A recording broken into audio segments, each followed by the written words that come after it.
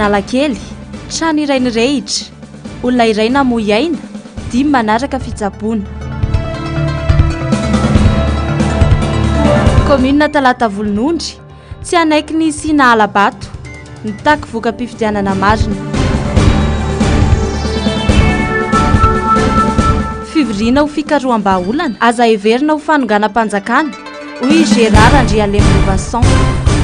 Maro ireo tsy fanaran-dalana nitranga tamin'ny fifidianana ben'ny tanàna sy mpanolo-tsaina nataony 1 Desambra teo. Miariary toy ny vaian-kandrina tsy fanajanan'ny demokrasia ka voatohitohina ny tena safidim-bahoaka. Ny songadina, ny fampiasana ny fahefam-panjakana sy ny fitaovam-panjakana ary fifidianana ankolaka ny safidim-bahoaka hoy ireo kandida sy ireo olom-boafidy amin'ny anaran'ny firaisan-kina androany nandritra ny fanambarana nataon'izy ireo. Izahay kandida natolotra ireo antoko mivondrona ao amin'ny vondrona antoko politika firaisan-kina dia manao izao fanambarana manaraka izao. Zotra-pifidianana feno tsy fanarahan-dalàna ary fifidianana feno osika sy alabato no nisy tamin'ny commune manerana ny nosy. Fanakanana tamin'ny fomba samihafa ny filatsahako fidin'ny kandida. Fampiasana ny fahefam-panjakana, ny volam-panjakana, ny piasa-panjakana ary ny fanana-panjakana nanaovana fampelezan-kevitra nanoanana ireo kandida natolotra amin'ny anarany antokon'ny fitondrana. Nisy mihitsy aza moa ireo kandida nilaza ampahibe maso fa izy ireo no kandida mpanjakana. Fanokafana indray tamin'ny fomba tsy ara-dalàna ny lisitry ny mpifidy ka nampidirana tamin'ny alalan'ny osika ireo anaran'olona manalina tao anaty lisitra tamin'ny alalan'ny ordonnance. Fanararotana ny fahantrano ny vahoaka ka nividianana ny safidiny tamin'ny fomba maro samihafa tahaka ny fizarana tsimbina. Fandikan-dalàna sy amboletra maro nitranga nandritra ny andro ny latsabato toy ny fampiasana ireo bulletin précoché sy ny fitaterana olona maro avy any amin'ny commune hafa hifidy ankeriny ary imbetsaka tany amin'ireo birao fandatsaham-bato maro samihafa. Tsy fahafahana nanao ny fampitahana na ny confrontation noho ny famohan'ny seni ankamehana mialohan'ny fotoana ny voka-pifidianana vonjimaika. Mahagaga ny tsy fandraisana andraikitry ny seni manoloana ireo fandikan-dalàna nitranga, ny aloha, nandritra ary taoriny ny fifidianana. Ny senina ny tena inkanirina no voamaika nampivandravandra ireo mpisehatra amin'ny fifidianana sy ireo kandida ary ireo mpirenena mpifidy. Hatreo amin'ny famoaham-bokatra vonjomaika no anjaran'ny seni, kanefa raha ny zava-nisy dia niezaka nanery ankolaka ny fitsarana ity rafitra ity nandritra ny valandresaka ho an'ny mpanao gazety nataony ny 7 Janoary lasa teo ho iatrany ny fanamafisana. Ary fanapara-pahefana maro samihafa ireo anefa dia tsy nisy ny fandraisana andraikitra nataon'ny seni izay rafitra maly eo tena napetraka iantoka ny fahamarinan'ny fifidianana sy ny fikarakarana ny vokatra. Raha tokony tsy andany ary ianao ny fomba rehetra ahitana ny marina sy anala ny ahihany nataon'ny seni dia ny mifanohitra amin'izany no miseho. Fiazakazahana mamoaka aingana ny voka-pifidianana vonjimaika melohan'ny fotoana voalazan'ny lalàna ka tsy nananan'ireo kandida sy ny mpifidy ary ny antoko politika fotoana nametrahana fitoriana sy nanaovana fampitahana. Ny fanaovana fanambarana miaro sy misolo vava ary miezaka manam-pirofo ny fahamarinan'ny fifidianana sy ny fandresen'ny kandida natolotry ny fitondrana. Raha ny voalazan'ny lalàna dia mifarana eo amin'ny famoahana vonjimaika ny voka-pifidianana ny anjara andraikitry ny seni. Noho izany, ny fanaovana fanambarana nataon'ny seni niaro sy nanamarina ny fahalaniny kandida mpanjakana tamin'ny talata 7 Janoary lasa teo iny dia fitsabahana amin'ny raharahan'ny fitsarana sy fanerena ankolaka ny mpitsara amin'ny fanapahan-kevitra izay ho raisiny manoloana ireo fitoriana maro izay tonga eny am-pelatanany. Samy efa nanao fanambarana ny laza sy nanamarina ny tsy fahalavorany fifidianana iny avokoa moa ireo firaisamonim-pirenena ohatra amin'izany Transparency International, Initiative Madagascar sy ireo fikambanana mpanaramaso ny fifidianana samihafa. Feny dia tsy fifidianana ny nisy nanerana ny commune maro fa fandromba ampahefana ankeriny tamin'ny alalan'ny fandrombahana sy barofo ara-pifidianana izany no natao ary tsy nahavita ny andraikitra napetraky ny lalàna sy nametrahany mpifidy azy taminy niseny. Tsy anaiky ny voka-pifidianana vokatry ny osika sy ny alatra ny firaisan-kina ary ijoratra amin'ny farany ivoahany tena safidim-bahoaka marina na amin'ny fomba hoana na amin'ny fomba hoana. Miantso ny hery velona rehetra izay nahita sy nahatsapa ireo tsy fahatomombanana ka nitsipaka iny fifidianana iny mba amondrona hery ny avy amin'ny fanoherana. Dia ambaranay amin'ny fomba ofisialy fa mitsipaka marindrano tsy ankato ary tsy anaiky izay voka-pifidianana azo tamin'ny alalan'ny mialatra sy osika tamin'ny commune maro izahay ary tsy maintsy hijoro sy andray andraikitra ary hitady ny fomba rehetra amoahana ny tena safidy-baoaka marina. Takinay ny amoahana ny copie ny liste ny ordonnance izay nandrafetana ny listim-pifidianana. Takinay ny famoahana ny solotenanay teo anivon'ny seni Andriamatora Andremihoatra Jean-Luc izay nisamborona ary any amponja ankehitriny no ny antony izay ambaranay fa tsy mitombona.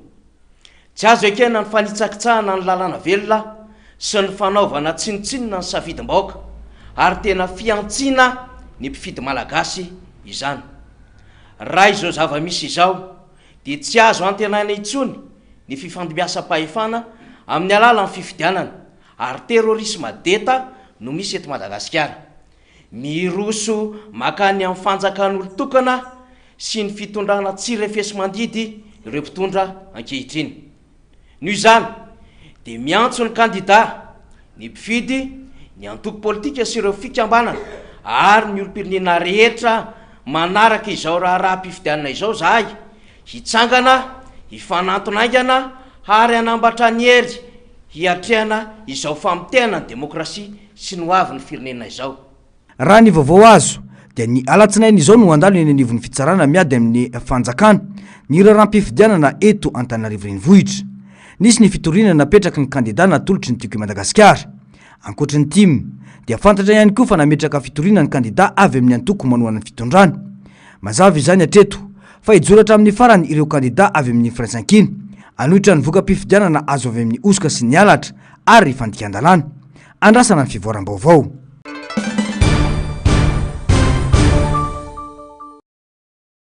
Nandresy tamin'ny elanelam-bato eny amby-roapolo ny ohatra tamin'ny any kandida-mpanjakana ny any kandidatika io Madagasikara larana fahatelo teto amin'ny komina Talata Volonondry tamin'ny fifidianana ben'ny tanàna ny 12 Desambra lasa teo. Araka ny voka-pifidianana vonjimaika navoaka ny rantsany seni tety fotony ary nitovy tamin'ny fireketana an-tsoratra azon'ny kandida izany. Ny tsimbadika nefa ny voka-pifidianana rehefa tonga teny amin'ny seni rehefa namoaka ny voka-pifidianana vonjimaika izy ireo ny 20 Desambra lasa teo. Nivadika nandresy ny kandida-mpanjakana teto an-toerana tamin'ny fomba tsy manara-dalàna sy tsy mangarahara. Araka ny vokatra voka-pifidianana vonjimaika teto amin'ny komina Talata Volonondry izay navoaka ny CEC sy ny SRMV dia fantapoko fanta-pirenena fa ny kandida timma no lany teto amin'ny komina Talata Volonondry izay nanatombo tamin'ny vato 20.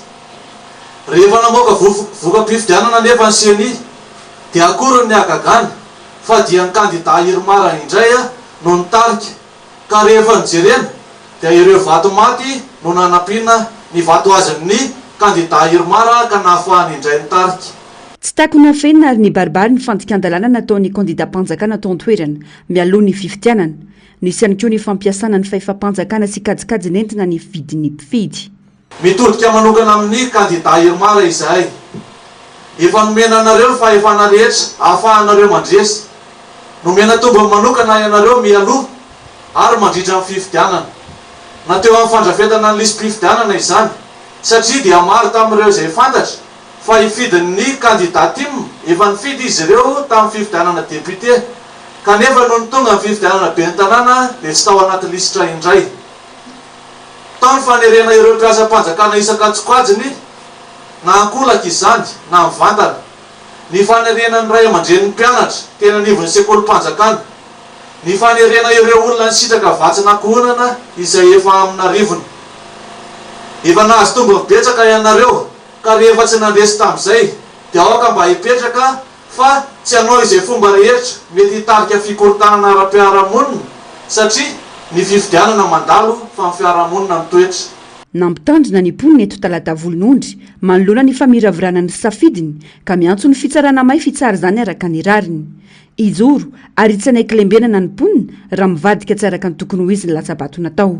Aoka ianareo mba teny tsara araka ny marina, mba teny tsara araka ny hitsiny izay mampitsara anareo araka ny anaranareo mpitsara iaby amin'ny fanjakana fa tsy mpitsara sanatria kory a anao zavatra tsy mety ka tena moka ny tena marina ary tena moka ny tena itsy fifidianana matona tao a di angalana ny safidim-bahoaka sy ny nanim-bahoaka nefa rehefa nandeha ny fifidianana rehefa voangana tao anatin'ny fokotany efatra ambe folo ny vato teto amin'ny commune talata ny volon'ondro tompo dia hita ary fantapoko hita-pirenena fa ny candidat numéro 3 natolotry ny antoko tiako Madagasikara dia toky Rakotondrazaka no nandresy tena malahelo zay vahoaka ny talata ny volon'ondry a tratra ny tsindry azy lena izahay koa manentana anareo mpitondra fanjakana ao ambony a mba jereo ny safidinay a voaka tsy nitsindry azy lena ntsony ny anjaka fa ny safidim-bahoaka ny voaka koa izahay eto talata ny volon'ondry tompoka dia tsy anaiky fahitaky ny fangararana sy ny valim-pifidianana tena izy zay efa hitaipoko hita-pirenena fa ny candidat numéro 3 no nandresy ary izay vava rehetra ny olona ny velany a aza bedina ny vahoaka ny talata ny volon'ondry e fa aloha ivoaka ny marina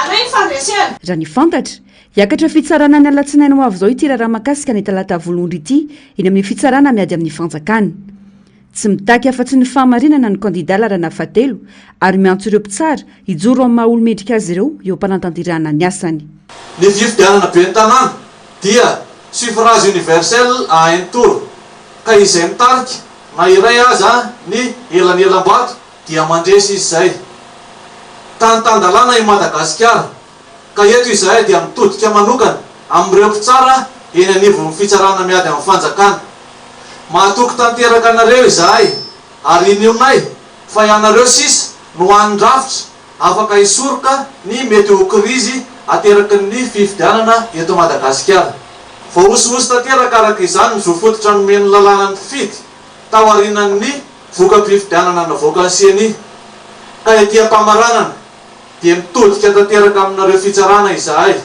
ny fitsarana miady amin'ny fanjakana mahatoky tanteraka ny fahendrenareo izahay ary mahatoky fa tantandalàna tokoa i Madagasikara ka hitsara araka amin'ny fahamarinana ianareo raha ny voka-pifidianana teny amin'ny SRMV tety talata volon'ondry mitarika amin'ny salanisa 7 faingo 4 isanjato manana isambato 7 sy 900 ny kandida larana fatelo toky Rakotondrazaka na salanisa 7 faingo 13 isanjato ny tenany 5 tsy niova ny isambato mijanona ho 7 sy 900 raha ny vokatra vonjimaika navoakan'ny CNI tany amin'ireo vato mato no nakana ny vato ho an'ny kandida mpanjakana teto talata ka nahatonga azy hitarika tampoka tamin'ny voka-pifidianana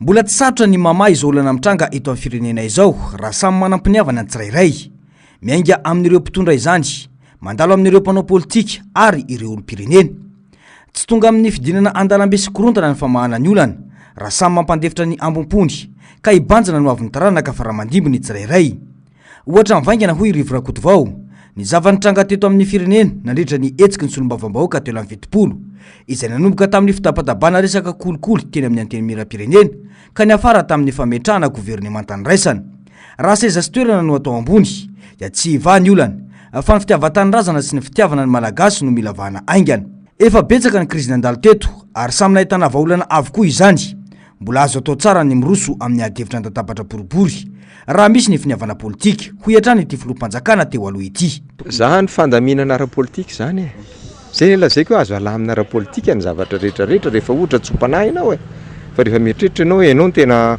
tsy refeso mandidy ianao a zay manadalanao a gadrainao a vononao a ampitahorinao dolo ny mpiasa mpanjakana raha Madagasikara dia vitantsika eko misy ny eran'izao tontolo zao nanao an'izany matanjaka lava no fitondrana matanjaka lavitra no fitondrana malagasy a fa rava ihany ny farany rehefa tsy mahay mandamina mialoha satria tsy anao ty fireneny ty aza mieritreritra anao hoe mpitondra na ela be teo ranao dia hoe tena anaty io olo akaikikaiky anao io any aveo no hiteny aminao hoe mihoatra efa mihoatra ny zavatra ataonareo olana ara-pifidianana aorian'ny fifidianana toy izao foana no nitondra korontana teto raha zoina ny tantara-pirenena vaolana iraisana no amahana ny krizy satria lany bala amin'ny paikady fampandrosoana ny fanjakana matoa mialentika ny firenena sy ny vahoaka ifanosika ny krizy sosialy sy ny krizy ara-pifidianana ary izany no tokony hitandremana amin'ny toezavatra tahaka izao ho iatrany rivo rakoto vao.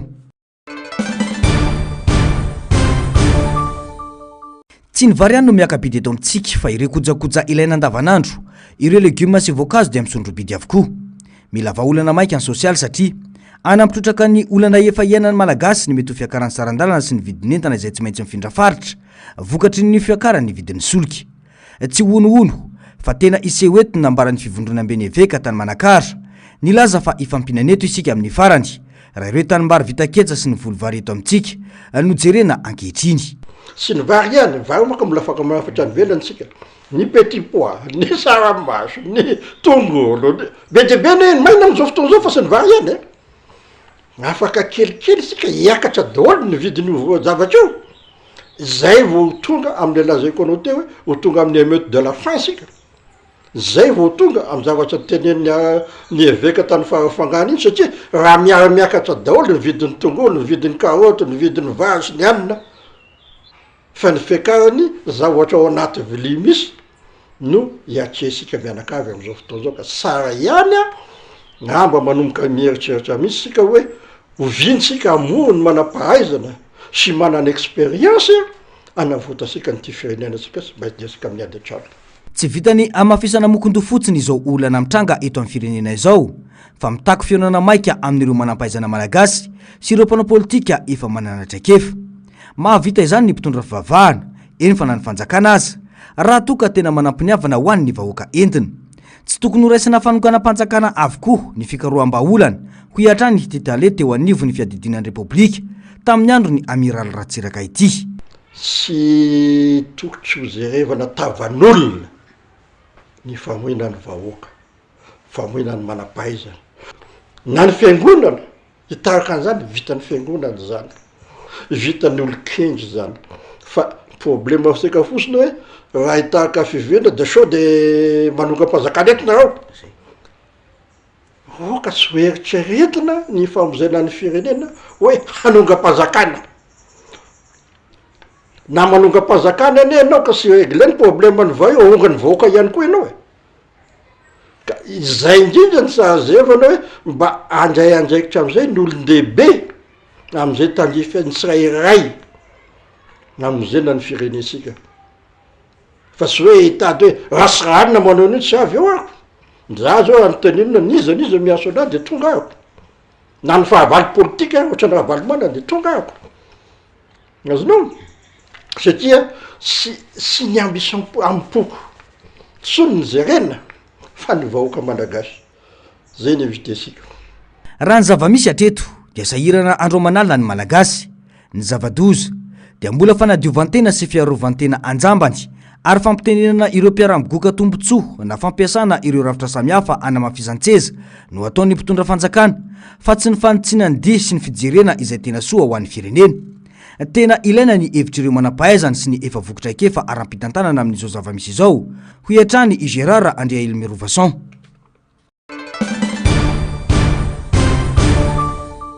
Tsy naneho hevitra mazava ireo olom-pirenena mikasika izay tranga ao aorian'ny voka-pifidianana ofisialy. Mizarazara ny fanehoan-kevitra. Tsapa fa manatahotra ny aneho ny tena heviny ireo olom-pirenena. Na iny aloha mbola sarotra maminany an'iny satria arakaraka izay mpitondra hoe samy mana sainy daholo ny tsirairay. Dia sarotra be mamaritra hoe izao na izao. Zava-tsaitsanga moa zany arakaraka le olona lany ihany le izy satria raha tsy mandraindraiky tsa zany zay olona tafapetraka dia vao mahitsika mikorosofahana ihany le firenena. Azonareo inge raha lanka hidy ny fiainana tsy maninona fa le fiainana inge mimisontra foana dia eo mararana le fiainana. Na iza olana eo na iza hoy ny fanehoan-kevitra tsy ampiana vidim-piainana izany. Tohatra fiakaran'ny mpanao politika fotsiny ny vahoaka fa mpanantenana no betsaka fa rehefa tafapetraka eo amin'ny toerana ny mpitondra dia adinony ireo mpifidina metraka azy.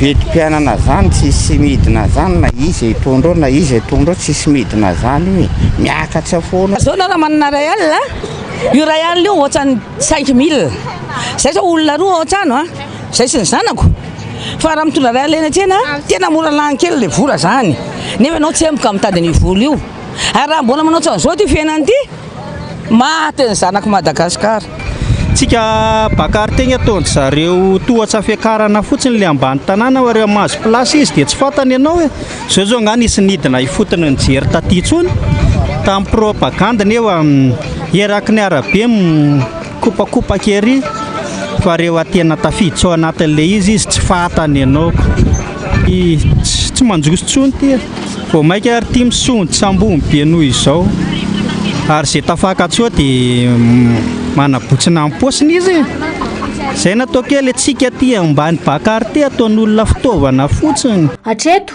andrasana izay valim-pifidianana ofisialy nanana mafy ny vokatra vonjimaika efa navoaka ny CENI na andray andraikitra ka hitsara anaty lalàna marina raha araka ny lalàna dia 30 andro ao aoriana ny vokam-pifidianana vonjimaika no amoahana ny vokam-pifidianana ofisialy. Latsaka ambany fahefa mividin'ny malagasy ankehitriny miroborobo ny orinasa madinika salatsala ny ireo orinasa lehibe saingy maro ihany koa ireo orinasa mikatona no tsy fisiany politika ampitantanana mahomby avy amin'ny fitondram-panjakana. Ankavitsisa sisa ireo orinasa lehibe sy matanjaka mampiditra mpiasa maro ao aminy noho ny antony samihafa. Mikazo avokoa ny sehatra rehetra indrindra ny toe-karena sy ny sosialim-bahoaka noho ny resaka politika. Ny resaka sosial anaovana resaka fotsiny resaka politika fa ny fomba fiasa tena fomba fiasana kapitalista zato isanjato zany hoe tena ataovy izay mahavelona anao.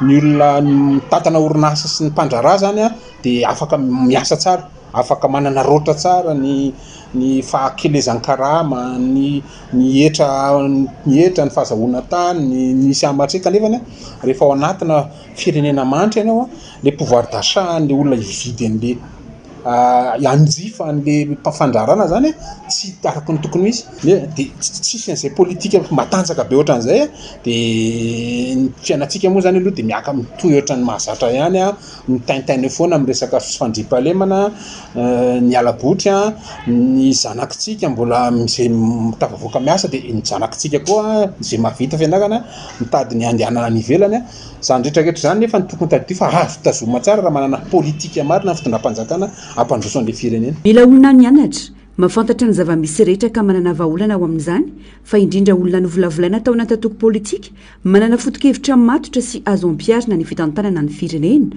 fa tsy vita ny kitsapatsapa fotsiny. Mifanohitra amin'ireo ny zava-misy ankehitriny hoy ny fanazavana ka mampikatso ny fiainam-pirenena sy fiainam-bahoaka. Tadidio fa hitondra firenena zany tsy vitavita ny hoe nanao formation kely terina any terina nanao stage fa mila fianarana zany mila école d'administration zany mila resaka fitantanana zany misy resaka relation diplomatique zany ary koatran'izany mila antoko manana an'izany atao hoe foto-kevitra ny olona nitezaina niaraka amin'ny antoko matonga mahita an'ireny ministra alaina hoe atsofoka ao anatin'ny gouvernement ianao dia CV ny hitondrana anazy tsy izy ane zany poste politique ne poste ministériel ka poste politique zany hoe tsy maintsy olona manana ny idéologie sy manana le fahaiza-manao avao amin'ilay parti politique zany tokony apetraka ny fitondram-panjakana tokony apetraka ny gouvernement teo dia mifanaraka tsara amin'ny antoko misy anazy tsy izay nefa ny zava-misy fa olona alaina ery dia alaina ery dia alaina ery zany hoe tsy manana idéologie raisany reo fa zay baiko ataony fitondram-panjakana ery ambony ery fotsiny baiko hoe ty atao dia manao an'iny izy oui monsieur dia tovokary ileo ny vahoaka saingy mangina manoloana ny zava-misy fitondrana tsy mahay mitantana tsy mahafantatra ny laram-pameana ho azy no mitondra ka fositra voalohany mitarika ho amin'izao fantrano izao mampibaribary ny hoe mahafinaritra aloha vao ny mahasoa ny zava-misy andraikitry ny fitondram-panjakana ny manao zay atsara ny mampalahelo araha moa dia ny fitondram-panjakana indray ny tena hoe ny mahafinaritra aloha vao ny mahasoa aiza nisy an'izany l'utile l'agréable ao izy ny vazaha ny mahasoa aloha vao mahafinaritra ny fitondram-panjakantsika amin'izao fotoana izao no mahafinaritra hoany aloha vao mahasoa diso tanteraka zany dia hoentinao any amin'izany dia tadidio fa olombelona reo olombelona mahay mijery reo mety anao fetifety tsara izy atoeto fa hatreo voafetra fa raha hidiny indrindra manerantany teto Afrika i Madagasikara raha resaka fampandrosoana voasokajy ho isan'ireo firenena na mahantra indrindra. Nisy ny taremarika sy tombana navoaka ny tamazotra sios fanaona firenena maro ho fitaratra na ny référence antsoina hoe Watchstone izay namoaka fa 20 faingo 300 ny malagasy no miaina mba ny $2 isan'andro Nilaza ihany koa fa firenena manitra indrindra eto an-tany i Madagasikara ary voasongony Somalia. Nalamafy izany ny taremarika navoakan'ny banky iraisam-pirenena sy ny tahirim-bola iraisam-pirenena nilaza fa zara raha mahazo 4,000 ariary ivelomana ao anatin'ny ray andro ny 570 mahery amin'ny malagasy. Mbola lavitra niezaka ho an'i Madagasikara, kelany koa ny finoana ny atafavoana manoloana ny fomba fitantanana ankehitriny izay tsy mamelanja ny maro anisa fa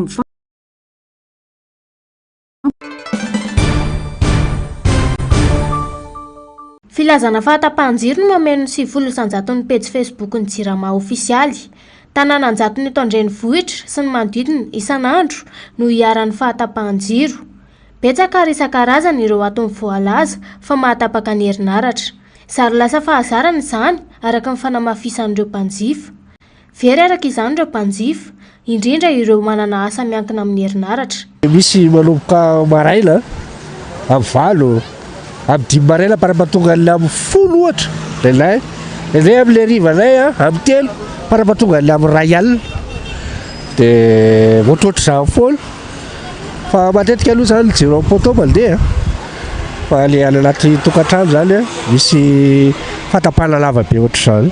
Ilay Jirama zany aloha fa hita hoe tapaka lava dia lasa ohatra tsy sady lasa hira mihitsy moa izy tsy mahagaga intsony izany.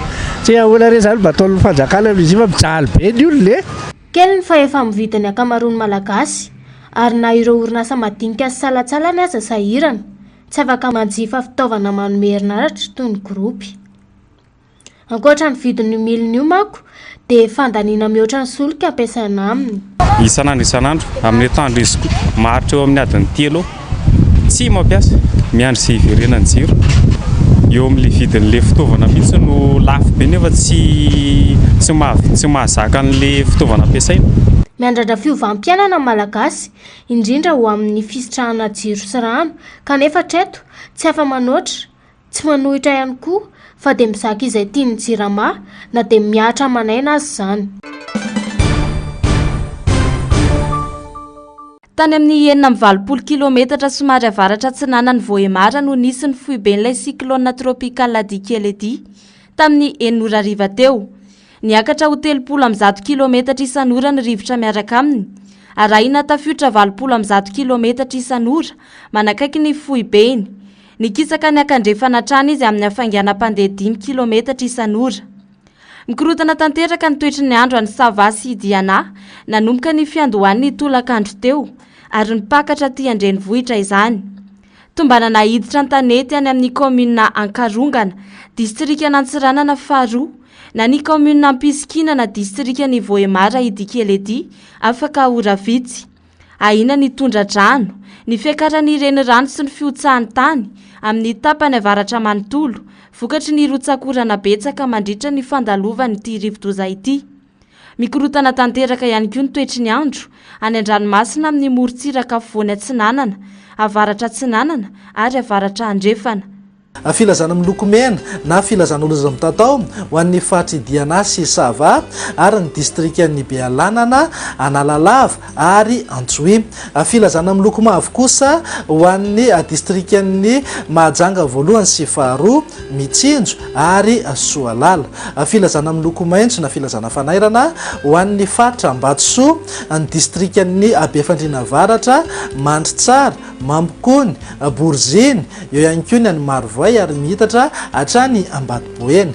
Ny mpiandrika manomboka eo Manoro hatrany Antsiranana ary eo Antsiranana hatrany Besalampy dia iangaviana mba tsy voaka endrika mihitsy aloha mandra-palasa ity rivodoza ity isoroana ny loza amin'ny édition. Ny toromarika avy ety Meteo Madagasikara dia mipetraha amin'ny toerana azo antoka, arao foana ihany koa vaovao mahakasika ny toetry ny andro ary arao atsaka ny sandavany ny toromarika omeny ny manam-pahefana eny fotony. Faritra maro eto Madagasikara amin'izao fotoana izao no rava sy hotohoton'ny afo. Anisan'ny lasibatra amin'izany ny faritra Tsinanana Nosy sy Matsiatra Ambony. Horipaka avokoa ireo zava-mananaina sy harena mampiavaka ny Madagasikara ary loza mitatao ny fizahantany raha tsy misy ny fandraisana andraikitra faran'izay aingana hoy ireo mpisehatra amin'ny fizahantany. Raha ny zava-misy latsaky ny 100 isanjato amin'ireo ala mitahiry ireo biby sy zava-maniry sisa ny tavela ary ahina trano ny fanjavonana izany atao anatin'ny 5 taona raha mitoy ny tandrevaka. Raha ny fiazakazaky ny fampitehan'ny ala dia efa 7.7 ny tavela ary afaka 5 taona dia anjaviny zany. Be dia be sanatria mivava tsy te hiteny an'izany fa n'olona very asa iandry asa ho very ve sanatria no vao velomina ny lakolosy. Laza ratsy zany ho an'ny fizahantany satria fifaninanana ny fahatongavan'ireny mpizahatany amin'ny fireneny rehetra eny ka raha tsy mihetsiketsika tsika anao an'izany ho zava-dehibe ametraka ny lanjan'ny varika, ametraka ny lanjan'ny baobab, ametraka ny lanjan'ny tanalahy, ametraka ny lanjan'ireo orchidée sy ireo hitovy lenta amin'ireny pyramide d'Égypte reny ny tsingin'ny Bemara dia overin'ny olonetsika tsisy ho avy intsony eto Madagasikara zany zavatra nefa mifandraika amin'ny resaka toe-karena dia antry atsika. Tsy ny biby arovana ihany fa tanondomindoza hatramin'ny asan'ireo mpisehatra amin'ny fizahantany manoloana ny fampitehana ara-tontolo iainana. 570 isanjaton'ny tolotra amidy eo amin'ny sehatry ny fizahantany dia miompana amin'ny tontolo iainana avokoa raha ny fanazavana. Sehatra iray mampidi-bola betsaka ao anaty kitapom-bola mpanjakana ary miantoka ny fiveloman'ny olona maro raha teo ihany koa ny fizahantany ka hiandrandrana izy ireo vahaolana maharitra. Tokony hisy ny polisinala mety ahafahanay miara-miasa amin'ny fanjakana ohatra na amin'ireo secteur privé any fotsiny ihany koa anangana izay rehetra izay ny ara-resy lahatra zany satria hoe tena manameloka n'izao zavatra misy eto amin'ny firenena izao zany zay dia ny famahaizan'ny ala izay atao hoe arena sarobidy ho an'ny fizahantany arena sarobidy ho an'ny Madagasikara dia izay tonga rehetra mivory teto zany dia anangana karazana cercle de concertation izay aloha ahafahanay mijery vahaolana maharitra ihany koa antenaina zany fa iroso kelikely ao anatin'izay fijerena vahaolana maharitra ozy fa tsy foezaka fa tena maharitra mba satria hatreto aloha araka ny tenen'ny namana teo zany dia 570 isanjato ny tolotra izay amidy ho an'ny fizahantany dia miopana bebe kokoa any amin'ny resaka tontolo iainana na atao hoe écotourisme na écotourisme vert ozy isika dia mahasary mpiaronay anatin'ny fizahantany loatra izay zavatra izay. Nisy ny fivirinany arahany ireo mpisehatra amin'ny tontolo iainana rehetra ny tadiavam-bahaolana miaraka amana ny olana misy ankehitriny. Miantso ny rehetra ihany koa izy ireo mba ho samy tompona andraikitra ka handray ny manandrify ny tsirairay avy. Enatra ho an'ny Madagasikara raha teo ny vokatry ny fampitehan'ny fizahantany sakana voalohany tsy isiny ny fampandrosoana. Ny rehetra ny trano lehibe iray manakaiky ny toeram-pivarotana lehibe Super U eny Analakely androany tokony ho tamin'ny 2 ramaraina. Raha ny fanazavana taorian'ny fahatapahan-jiro teny an-toerana no nitranga ny loza rehefa nampirehitra afo ny olona iray mipetraka ao ambany rihan'ilay toeram-pisakafoanana. Tsy natandrina ny afo ilay olona ka nihitatra izany ka izao kila tanteraka izao. Tsy nisy azony raisina vokatry ny famaizana raha ny fanazavana ireo ny aram-boina fa tiantoka tsy hita pesipesena ny vokany. Ny hoe azo rofina, ny hoe azo récupérena plutôt tsisy zao hitanareo zay. Mbola mitoetra ry andrefanary dépôt anay rehetrarehetra sy ny entanay mbola ao. Ireo mpivarotra etra, mpivarotra eto ambany eto, ny entanay tena hoe be indrindra ao. Satria bay mpivarotra tapia dia ny entanay tena hoe betsaka ao fa ny olona tsy vitsivitsy kely ny mpametraka etanao. Fa ny entanay tena hoe be tabe. Dia tsisy azo raisina intsony perte. Zao mianatra eny Ankatso. Dia izay zao ny rentrée anay amin'ny semaine amin'ny latsinainy dia tsisy na ny droaziny rehetrarehetra raha mbola tsisy fianana nefa zao mainy avy. Raha ny nambaran'ireo olona nanatry maso tetỳ an-toerana, lehilahy lehibe iray ny fantatra hatreto fa namoiny ainy vokatry ny fahatairana raha ny fanazavana hatrany. 5 kosa ireo naratra izay mbola manaraka fitsabonany amin'ny hopitaly amin'izao fotoana izao. Dotaka be tao amin'ny servitude de passage io zany le afo, avy eo le afo ny ainy dia nahazo miparitaka be eraky le trano rehetrarehetra ohatran'izao. Dia ariariana moa mbola misy trano anankiroa lehibe ohatran'izao ihany koa dia namonjy ny tao dia malheureusement maty le rangahy zany. Vao ny infarctus le rangahy io maraina io maty il y a 1 heure de temps zany. Dia asa koa le raha matovadiny koa na ahoana fa lehibe satria lazainy zanany teo hoe tsy fantatra koa izy fa dia mitantondrika fotsiny.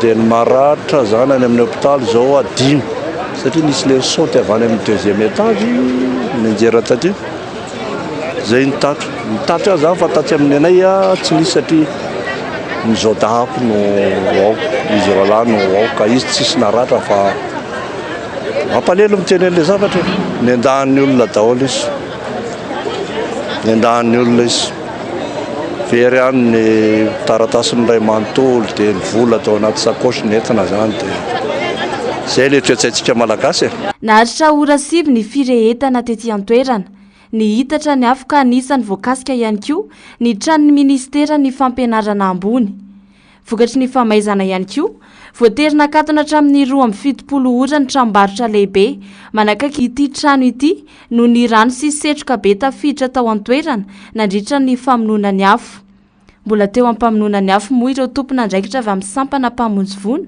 tamin'ny ora nandalovanay tety an-toerana.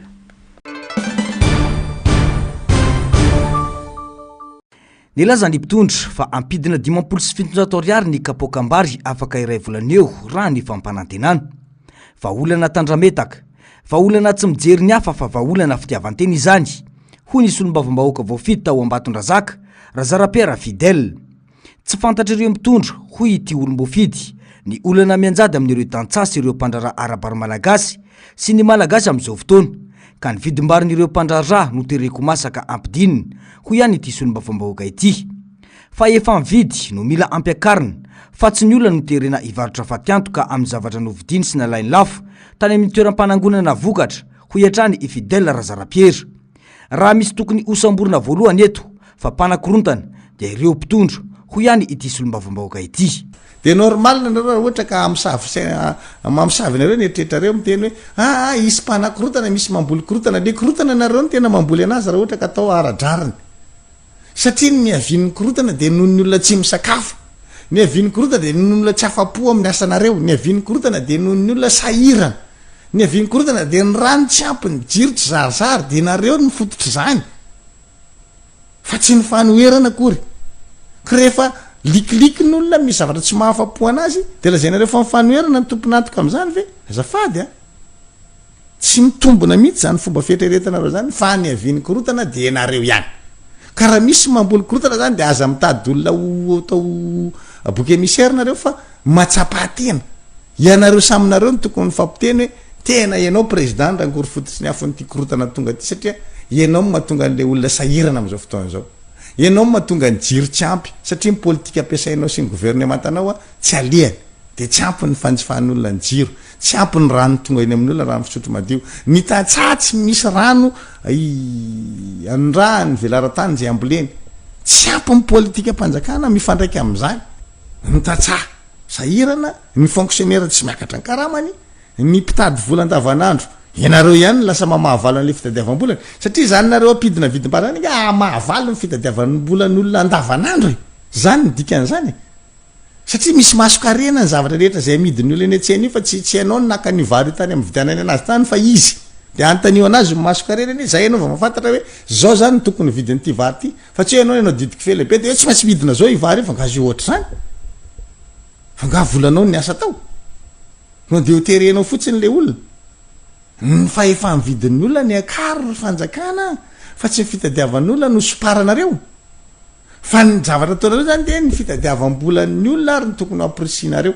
Ka raha ohatra ozy nareo ampidinareo ny vidin'ny vary dia tsy subventionnenareo mpivarotra vary zay zavatra hafa lasinareo zany mandeha mamonjy mpivarotra na mpanjara na mpambokady tsirairay dia hoe ohatriny na volana ampiasainao tao dia ity zany différence dia ity zany meny fanjakananao tosika nareo moa fa zatra ty tositosika reo ty sy tsimbitsimbinareo ty dia ataonareo tosika sy tsimbina koa zany le izy ho an'ny mpivaribary mba hidina n'ilay vidin'ny vary amin'ilay populisme zay ataonareo fa tsy zany ny réalité fa ny réalité dia zao akaro fa efa mividin'ny olona dia afaka mividin'ny vary izy na ohatrina fiakatra mividin'ny vary fa tsy hany mihitsy ny olona rehefa manana nety ny vidianana izy. Noho ny fanaovan'ny mpitondra populisme itazomana fahefana dia ny hafa no terena sy poretina toa terena ifamony sy ifanometsiny samy malagasy satria rehefa tsy ampidina vidim-bary ireo mpivarotra dia ifanonromolotra ny samy malagasy.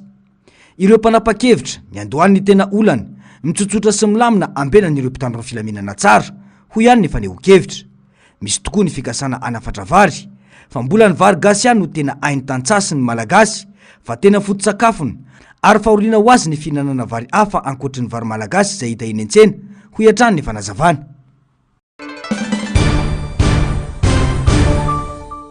Fitopolo isanjaton'ireo malagasy 10 ka hatramin'ny 30 taona izay afaka mamokatra ny tsy anasa raha ny salanisa navoaka ny fikambanany iraisam-pirenena momba ny asa na ny OIT. Nanamafy izany ny sindika mpiasa fisemare fa betsaka ireo tanora malagasy ny tsy manana antom-pahavelomana ankehitriny vokatra izany tsy fisian'ny asa izany.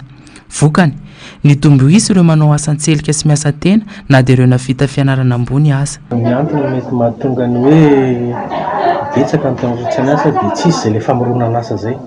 Izany hoe ilay politika ny famoronana asa zany no tsisy eto Madagasikara fa ny orinasa izay miforona eo ihany iny no mety hoe mampitombo mpiasa ao anatiny.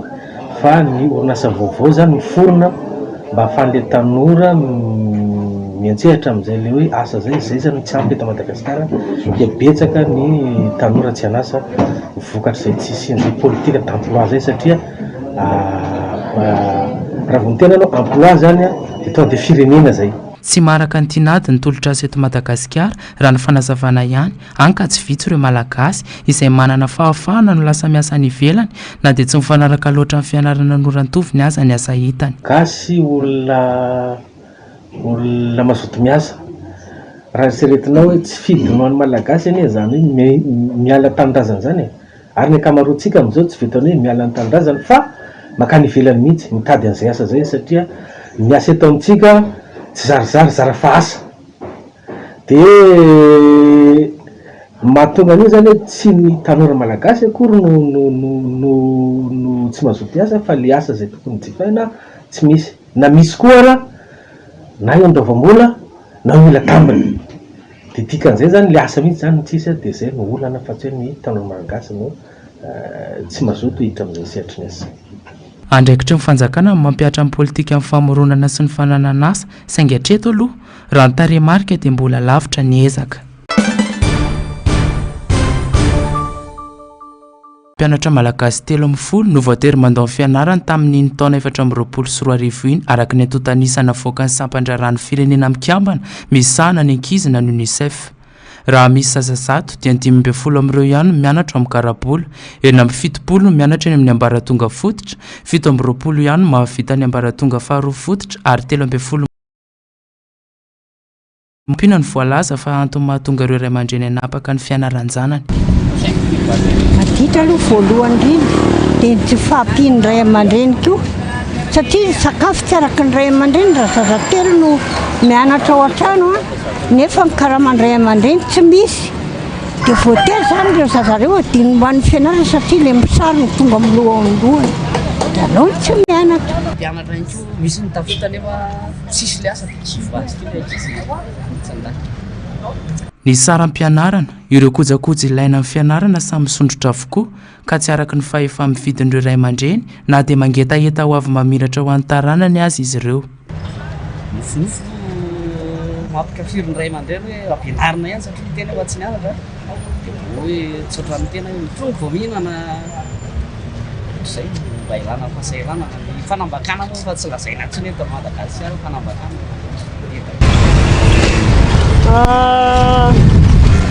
Ao anatin'ny herintaona zany dia manambatra dia tsy maintsy hoe zakaina. Raha ny tarehimarika dia 9 isanjaton'ireo ankizy vavy malagasy no tafiditra ao an-tsekoly, 4 kosa ny ankizy lahy any zavatra ny rantovina. Maro amin'ireo zaza mianatra an-tsekoly ireo anefa no tsy mahazo akory ny fahalalana fototra tokony hananany. Ny tsy fahampian'ireo mpampianatra manana ny leta-takiana manampitrotraka ny zava-misy. Ny ankamaroan'ireo mpampianatra misehatra eo an-tsekoly dia tsy manana ny fahaiza-manao takiana amin'ny fampitahan'ny fahalalana ho an'ireo mpianatra. Arak'izany, betsaka ireo fanamby hatrehana mba ahazoan'ny zaza malagasy misitraka fampianaraka araka ny tokony ho izy. Miovaova, tsy mandeha araka ny tokony ho izy intsony ny vanim-potoana ankehitriny.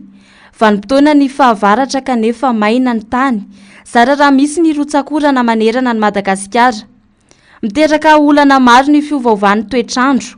Tsy eo amin'ny lafin'ny fambolena ihany, fa eo indrindra koa ny fahasalamana raha ny fanazavan'ny mpitsabo. Mitombo isa arak'izany ireo olona tonga manatona toeram-pitsaboana ka ny gripa no mahazo ny ankamaroan'ireo marary. Na zaza na lehibe zany betsaka no tratra amin'izao fivaovan'ny toetrandro moa zany misy fiatraikany foana amin'ny taovam-pisekoana io koa ny maloto ny environnement iainana zany ny maloto to dia midirecta ny taovam-pisekoan'ny olona dia matetika le ohatra masery mikohaka menamena ny tenda mila misy seposepotra misy tena sasany dia manakisaky daholo ny vanim-taonana rehetrarehetra zay ny anisan'ny trangana le izy zany. Tsara trany ny mitandrina ny fahasalamana ary isika malagasy manana ny fitenenana hoe atongavana amin'ny aretina raha ny fanazavana. Ilaina ny manampy ny hery fiarovany vatana amin'ny alalan'ny fihinanana voankazo sy legioma izay manamafy ny hery fiarovana ahafahany vatana miady amin'ny aretina. Entanina ny rehetra hihinana voankazo sy legioma hoy ny mpitsabo. Iny fa na dia mihena aza ny hery hoentiny izy ireny ankehitriny noho ny tsy fampindrano tamin'ny fambolena azy. Resaka fahadiovana zany dia andraikitry ny tsirarainy manao an'iny izy indray le zavatra tsy azo elana nefany dia tsy maintsy tratra daholo ny olona zany fa miezaka zany miaro vatana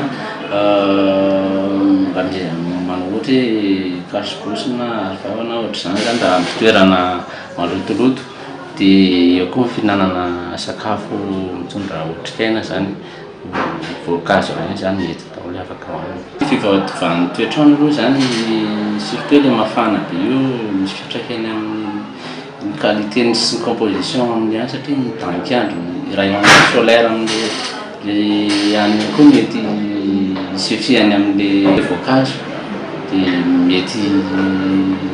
mety mihena ny vitamine sy ny anao anatiny. Sarobidy ny fahasalamana ka tsy tokony atao ambanin-javatra na dia eo aza ny rotorotom-piainana. Tsikaritra manko raha ny fanazavany mpitsabo hatrany fa mitombo isa ireo olona tratry ny aretin'ny tosidra ankehitriny ary miha-tanora ny salan-taona amin'izany. Ny fanatonana dokotera avy hatrany raha vantany vao misy tsy metimety mba tsy hitaran'ny aretina ny vahaolana aingana indrindra raha ny nambaran'ny mpitsabo.